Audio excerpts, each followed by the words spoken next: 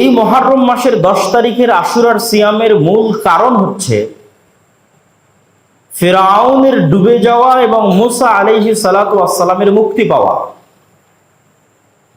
এই কারণেই রাসূল সাল্লাল্লাহু আলাইহি ওয়াসাল্লাম এই দিনে সিয়াম পালন করেছেন। তিনি যখন মক্কা থেকে মদিনায় হিজরত করলেন, মদিনায় ইহুদিরা, মক্কায় ইহুদিরা থাকতো না, সব কুরাইশ মুশরিক। মদিনায় আর আহলুল কিতাবদের বসবাস ছিল।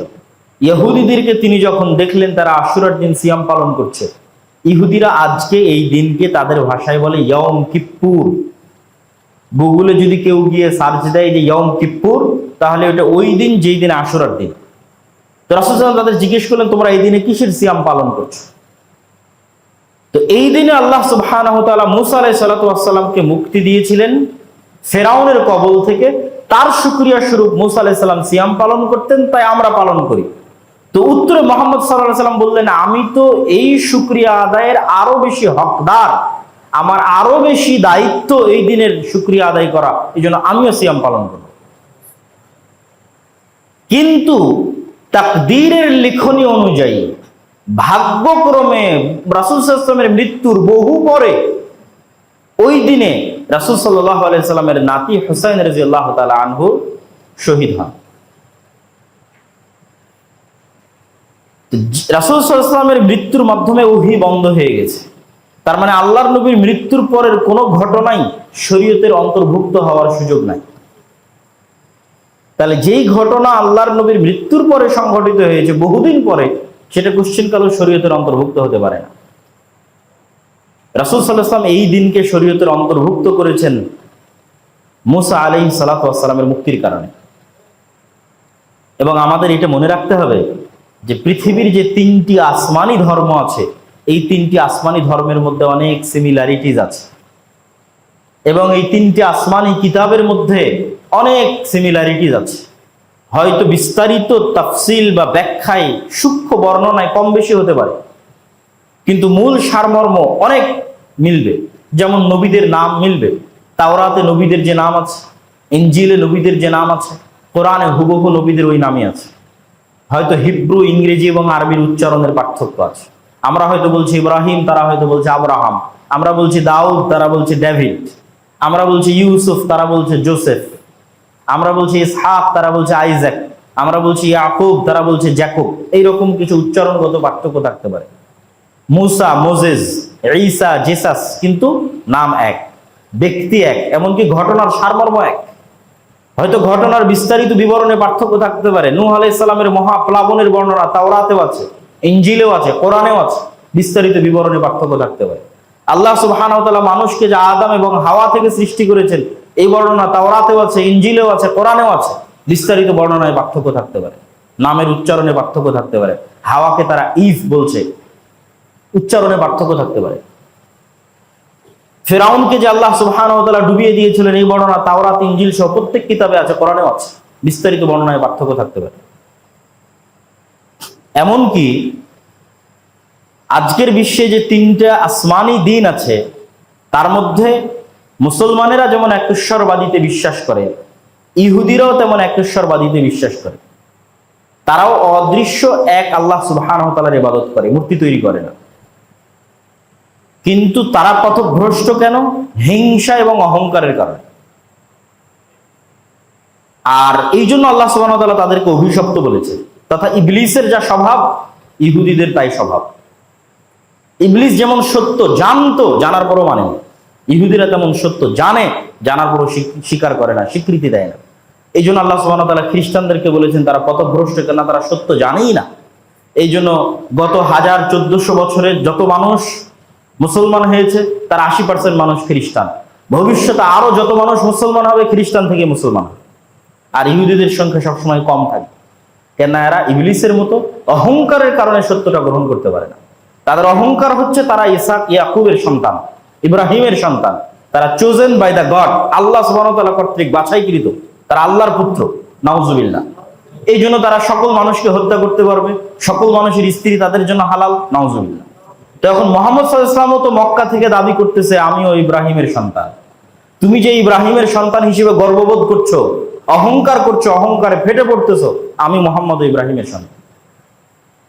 এই জিনিসটাই তাদের সহ্য নয়, যে আমি যে সম্মান মর্যাদার দাবিদার, এই সম্মান মর্যাদার দাবিদার আরেকজন হবে বংশগতভাবে, ব্লাডলি, রক্তগত কানেক্টেড আরেকজন মক্কা থেকে দাঁড়িয়ে বলবো আমিও ইব্রাহিমের সন্তান।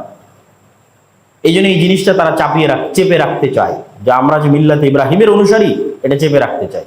আপনি যে কোনো ইহুদিকে যদি জিজ্ঞেস করেন কাবা ঘর কে তৈরি করেছে, তারা বলবে মুহাম্মদ সাল্লাল্লাহু আলাইহি ওয়াসাল্লাম তৈরি করেছে। অথচ কাবা ঘর কে তৈরি করেছে? ইব্রাহিম আলাইহিস সালাম তৈরি করেছে। আমরা হজ করতে গিয়ে যত ইবাদত করছি, একটা ইবাদত তো মুহাম্মদ সাল্লাল্লাহু আলাইহি ওয়াসাল্লামের সুন্নাত নয়, সব ইব্রাহিম আলাইহিস সালামের সুন্নাত। সাফা এবং মারওয়ায় মুহাম্মদ সাল্লাল্লাহু আলাইহি ওয়াসাল্লাম দৌড়াননি, ইব্রাহিম আলাইহিস সালামের স্ত্রী দৌড়িয়েছেন, তাই মুহাম্মদ সাল্লাল্লাহু আলাইহি ওয়াসাল্লাম দৌড়িয়েছেন। কাবা ঘর ইব্রাহিম আলাইহিস সালাম তৈরি করেছে। মিনাতে ইব্রাহিম আলাইহিস সালাম পাথর নিক্ষেপ করেছেন, তাই মুহাম্মদ সাল্লাল্লাহু আলাইহি ওয়াসাল্লাম পাথর নিক্ষেপ করেছেন। পুরো হজ কেন্দ্রিক যা হচ্ছে সব ইব্রাহিম আলাইহিস সালামের সুন্নাত।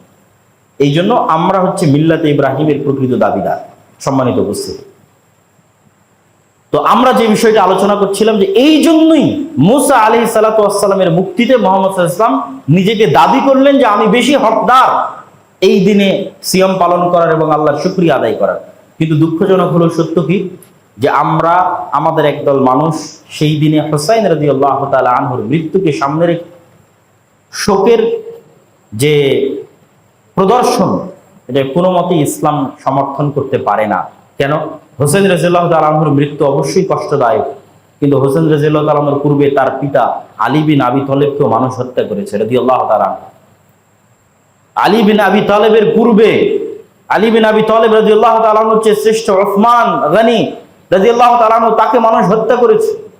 উসমান গনির পূর্বে তার চেয়ে শ্রেষ্ঠ ওমর ইবনুল খাত্তাব রাদিয়াল্লাহু তাআলা আনহু, তাকে মানুষ হত্যা করেছে। তাহলে ওমর ইবনুল খাত্তাবের মৃত্যুতে শোক পালন করলাম না, উসমান গনির মৃত্যুতে শোক পালন করলাম না, আলী বিন আবি তালেবের মৃত্যুতে শোক পালন করলাম না, তাহলে হুসাইন রাদিয়াল্লাহু তাআলা আনহুর মৃত্যুতে কেন শোক পালন করব?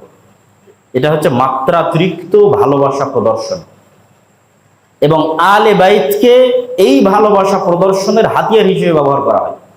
আলে বাইত কারা? আমরা কি আলে বাইতকে ভালোবাসি না? অবশ্যই ভালোবাসি। আল্লাহুম্মা সাল্লি আলা মুহাম্মাদিন ওয়া আলা আলি মুহাম্মাদ কামা সাল্লাইতা আলা ইব্রাহিম ওয়া আলা আলি ইব্রাহিম ইন্নাকা হামিদুম মাজিদ। আল্লাহুম্মা বারিক আলা মুহাম্মাদ ওয়া আলা আলি মুহাম্মাদ কামা বারাকতা আলা ইব্রাহিম ওয়া আলা আলি ইব্রাহিম ইন্নাকা হামিদুম মাজিদ।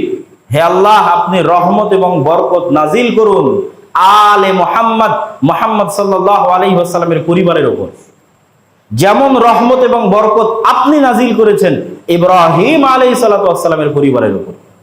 তাহলে তো এখানে তো আলে বাইতকে ভালোবাসা প্রদর্শন করা হচ্ছে দরুদের মধ্যে। মুহাম্মদ সাল্লাল্লাহু আলাইহি ওয়াসাল্লামের পরিবার বর্গের প্রতি রহমত এবং বরকতের জন্য দোয়া করা হচ্ছে। আর মুহাম্মদ সাল্লাল্লাহু আলাইহি ওয়াসাল্লামের পরিবার কি শুধু হুসাইন রাদিয়াল্লাহু তাআলা আনহু এবং তার সন্তানেরা? জি না, মুহাম্মদ সাল্লাল্লাহু আলাইহি ওয়াসাল্লামের স্ত্রীরাও তার পরিবারের অন্তর্ভুক্ত।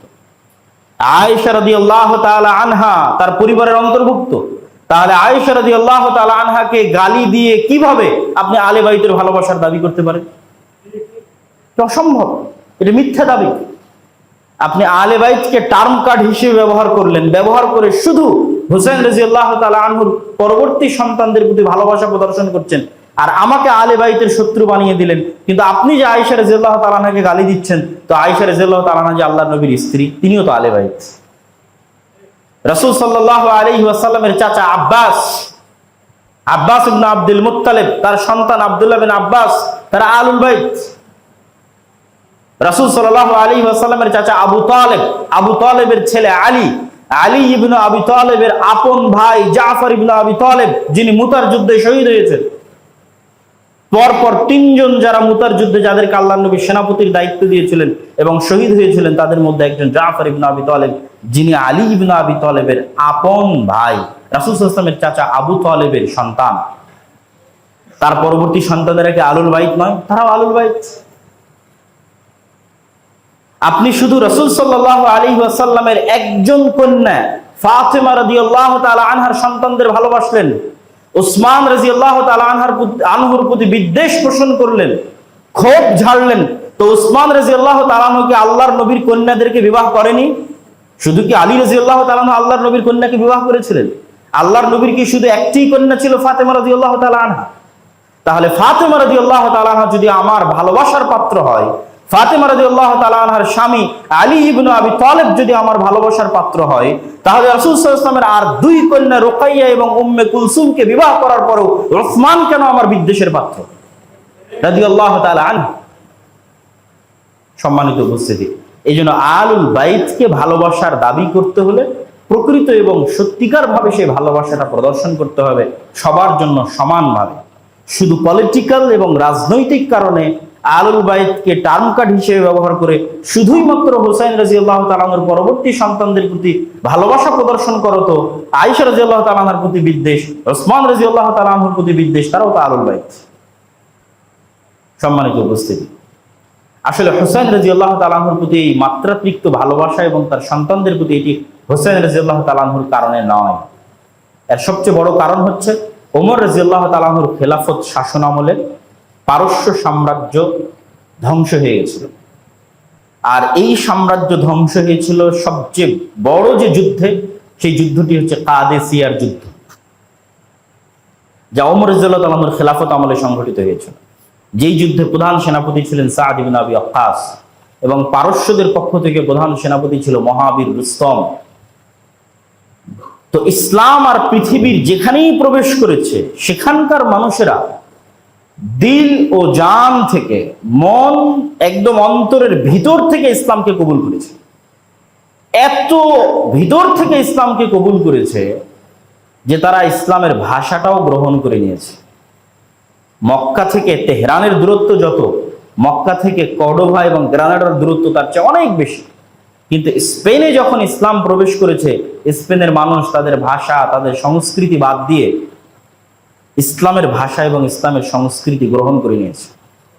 তারা নিজেদের জাতিগত আভিজাত্যের যে ঐতিহ্য এবং সংস্কৃতি, সেটার বিরুদ্ধে ইসলামকে দাঁড় করায় না, নিজেদের জাতিগত আভিজাত্য এবং মর্যাদাকে ভুলে গেছে। কিন্তু একমাত্র পারস্যদের মধ্যে যখন ইসলাম প্রবেশ করে, তখন পারস্যরা সম্পূর্ণরূপে মন থেকে ইসলামকে কবুল না করতে পারার সবচেয়ে বড় প্রমাণ হচ্ছে আরব বিশ্বের এত নিকটে থাকার পরও তাদের ভাষা আরবি নয়, ফার্সি।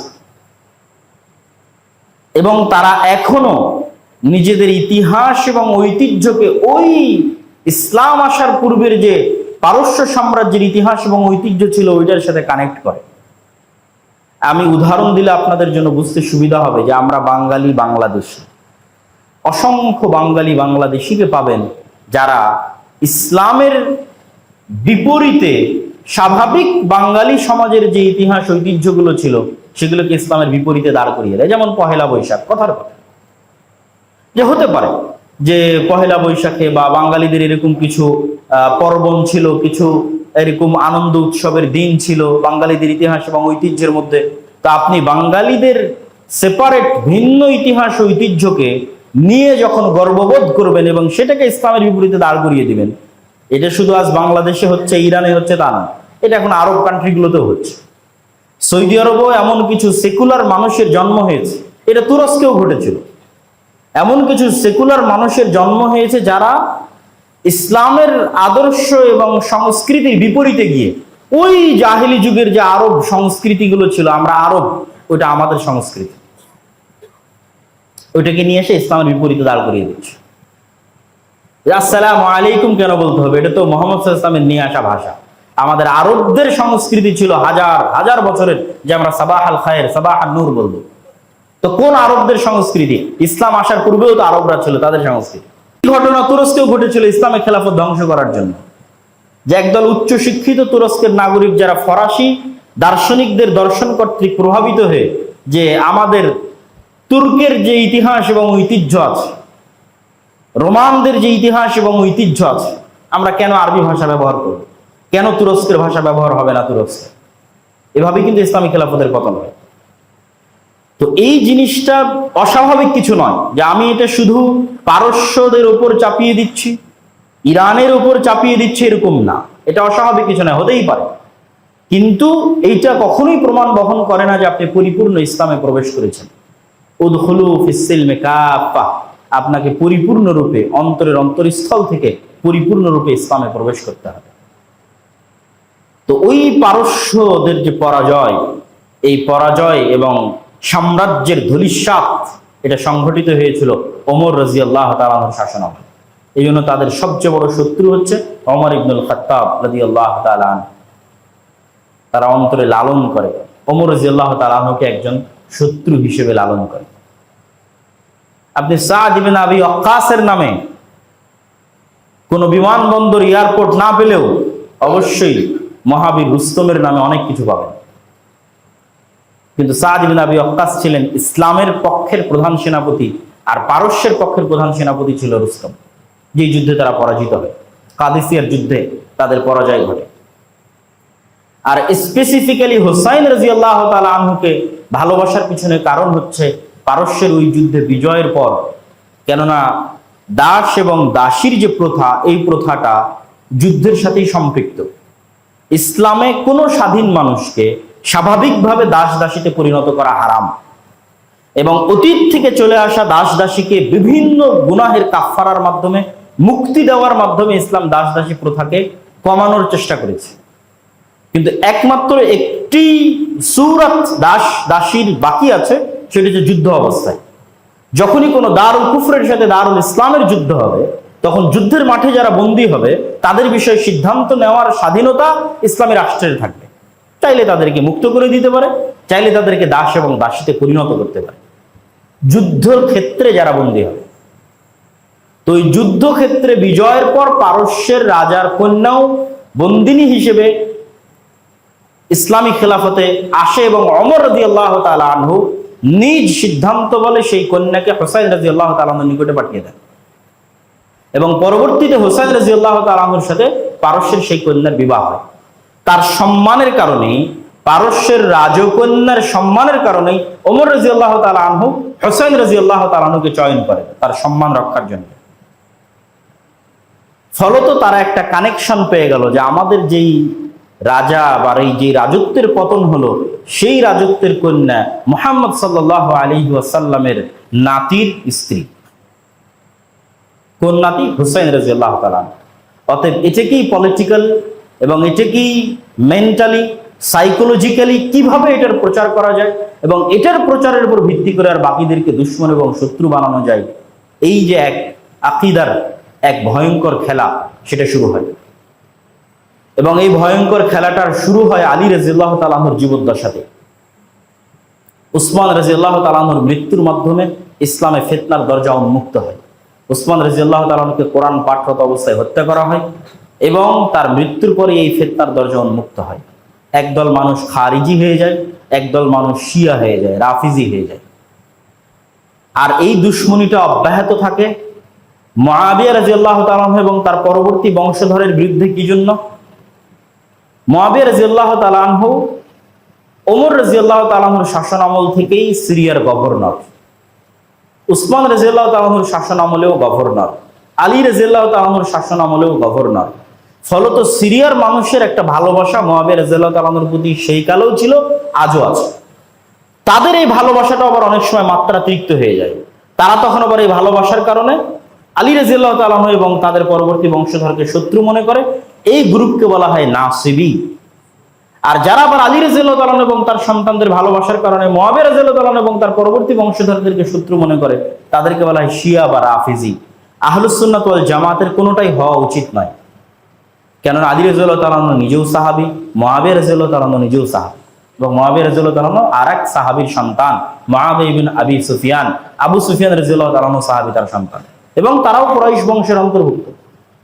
আব্দে মানাফের এক সন্তানের বংশধর হচ্ছে আমার নবী মুহাম্মদ সাল্লাল্লাহু আলাইহি ওয়াসাল্লাম, আর আব্দে মানাফের আরেক সন্তানের বংশধর হচ্ছে আবু সুফিয়ান, তার সন্তান মুআবিয়া, তার সন্তান ইয়াজিদ। এবং আবু সুফিয়ান রাদিয়াল্লাহু তাআলা আনহুর কন্যাকে রাসূল সাল্লাল্লাহু আলাইহি ওয়াসাল্লাম বিবাহ করেছিলেন। সম্মানিত উপস্থিতি, এই জন্য কাউকে কারো শত্রু বানানো, সাহাবীদের মধ্যে কাউকে কোন সাহাবীর শত্রু বানানো, এটা কখনোই আহলুস সুন্নাত ওয়াল জামাতের মানহাজ বা আকীদা বা বিশ্বাস হতে পারে না। মুআবিয়া রাদিয়াল্লাহু তাআলা আনহুর একটা সিজদা যা তিনি রাসূল সাল্লাল্লাহু আলাইহি ওয়াসাল্লামের সাথে দিয়েছেন, তা আমার সারা জীবনের আমলের চেয়ে আল্লাহর নিকটে প্রিয় হতে পারে। এবং আমার এই বক্তব্যের একদম শেষের দিকে এসে আমি এতটুকু সারমর্ম আপনাদের সামনে বলে যাই যে আজকের আপনি খ্রিস্টানদের যে কোনো প্রতিষ্ঠান দেখবেন, এই প্রতিষ্ঠানগুলো তারা কাদের সম্মানে কাদের নামে নামকরণ করছে। সব ঈসা আলাইহিস সালাতু ওয়াস সালামের সাথে যে শ্রেষ্ঠতম 12 জন হাওয়ারি ছিল তাদের নামে তারা তাদের বিভিন্ন প্রতিষ্ঠানের, সেন্ট পল, বিভিন্ন প্রতিষ্ঠানের নামকরণ করছে এবং তাদেরকে সম্মানের সাথে স্মরণ করছে। ইহুদিরা মুসা আলাইহিস সালাতু ওয়াস সালাম এবং তার সাথে যারা ছিল তারা সহকারী সহযোগী, তাদেরকে সম্মান এবং ভালোবাসার সাথে স্মরণ করছে।